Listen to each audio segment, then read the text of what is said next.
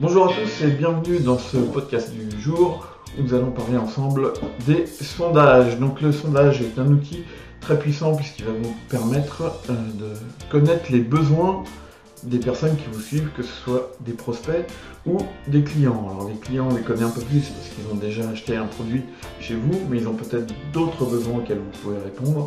Et le meilleur moyen de savoir ce dont les personnes qui vous suivent ont besoin, c'est tout simplement de leur poser la question.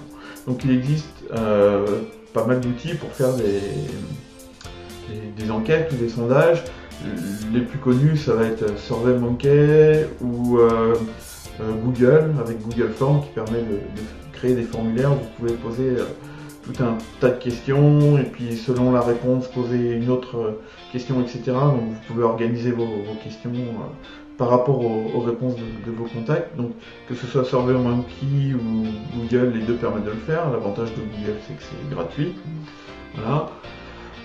Par contre, moi, je préfère un outil qui s'appelle Typeform. Alors c'est un outil payant, mais il y a un gros avantage avec Typeform, c'est que vous allez pouvoir le coupler avec votre autorépondeur. Alors c'est possible de le faire avec SurveyMonkey, avec certains autorépondeurs, pas tous.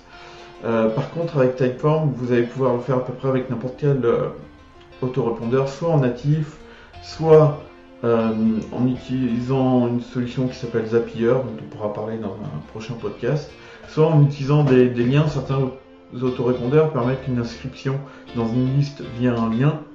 Et le gros avantage de Typeform, c'est que vous allez pouvoir inscrire les personnes qui répondent à votre sondage dans différentes listes de votre autorépondeur selon leurs réponses, ce qui permet d'en faire un outil vraiment très puissant. On imagine que vous êtes concessionnaire de voitures et vous proposez des voitures de sport, des voitures familiales et des utilitaires, c'est assez classique.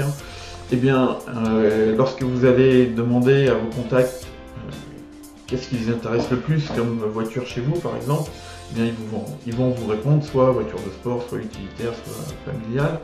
Et selon leurs réponses, vous allez pouvoir les inscrire dans des listes différentes. Ce qui veut dire que par la suite, une personne qui est intéressée par des utilitaires, vous n'allez pas avoir du tout la même communication avec elle que si vous vous adressiez à une personne qui aimerait avoir une voiture de sport.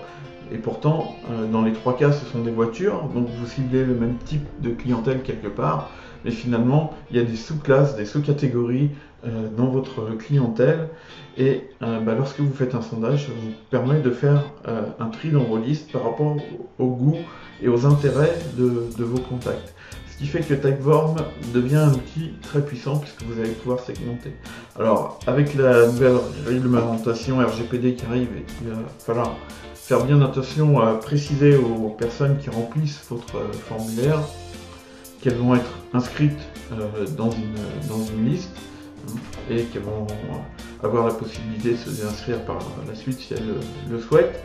Donc il faudra bien préciser ça au niveau du formulaire de votre enquête. Mais c'est la grosse force de Typeform. Typeform, c'est écrit Typeform.